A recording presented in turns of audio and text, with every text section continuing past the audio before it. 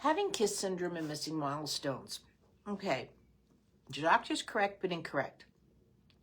When you don't do anything, you're going to get what they're going to tell you to do or what's going to happen. It's just that simple. People don't understand that babies aren't meant to be strong. I mean, my son is massively hypotonic. And, you know, it was always his fault. He's not strong enough. He's not going to stand. He's not going to walk. He's not going to, you know, he can't talk. He won't ever walk or talk. You know, all of these kind of things. First of all, they never did a proper evaluation on my child. Second of all, I was never taught movements that were easy. The things that you're learning here, and if you start doing the programs, you're teaching your child how to move with ease. And that's what causes stamina. Stamina is not about more power. It's about ease of movement. Now, yes, you can use muscles and need it. Like, hey, Michelle, I'm running a marathon. I need my muscles. The better you run, the easier it is to run, the more stamina you have. That's where the word stamina comes into. And the thing is, too, you have to work with your child because, like, even seeing her get in standing, but out of standing, she falls, right? And she knows it. She's got that cautious because she tries to have it just at the end where she falls. But as they get taller, this is why I don't like to age adjust. Not that you're doing that, but because people do that. And on top of that, she had jaundice, and that has to be worked with. So the one reason why the rolling over can't happen is actually mostly likely due to jaundice, more so than the hypotonia. But again, when things are difficult for a child or it hurts them, they're not going to do it. That's their natural language. So in the rolling over process, you see that bend that she's doing sort of is actually more so in the kidneys. And that's where the jaundice, that inflammation goes there. You know, part of what we're doing here is literally getting out of the hospitalization in a sense. And so be easiest for you to just start with the breathing course. But then with the tummy time, you're going to get is that weight transfer and balance, right? When you're working. And you might say, oh, Michelle, she's too old for this. She's not going to go back. You can do it while she's sleeping. You can do it while she's on your lap. In the tummy time course, I show how to do it where they're on the chest cavity. You know, these kind of techniques are there, but you really have to show that weight transfer that's going on for her to start getting those things.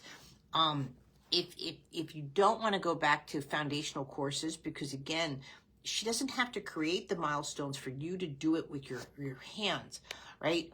The milestones, this is what the touch does. It creates those milestones so when they're ready to do them, the movements are there, that weight transfer that's going on. But what's happening is you can see the cautious until she falls. You know, again, people think falling is this, right? And stuff, but falling is really, again, that inability to transition from that stand back and forth.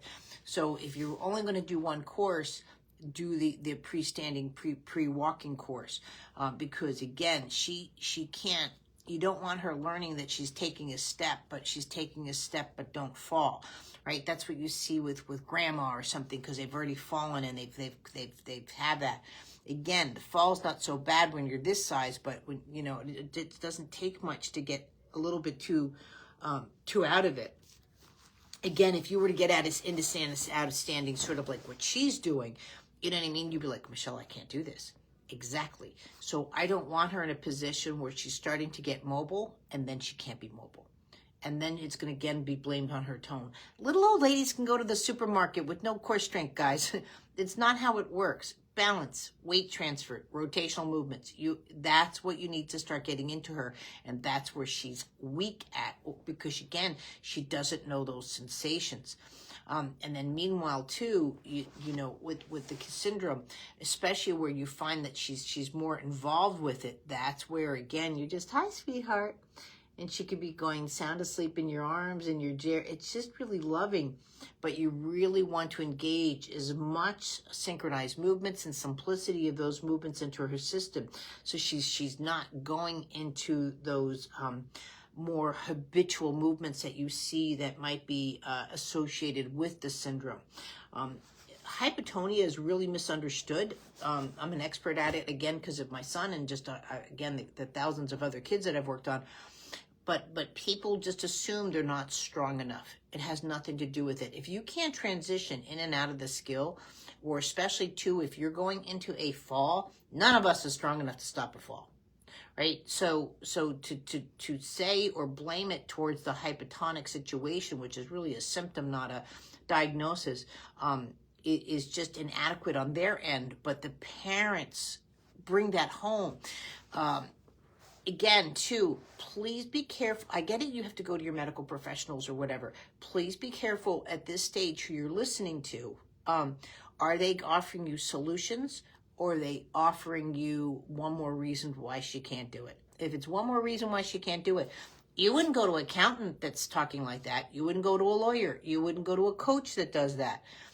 Right? You know, it's just like here. I have 100 courses, or over 100 courses, for a reason, and I keep putting out content in these videos and these lives for a reason. Everybody has unique situations when there's complications, right? All babies should be the same unless there's complications. When you start saying all babies are different, my little antlers are going up, antennas. And so, because that's showing me that they're starting to deviate.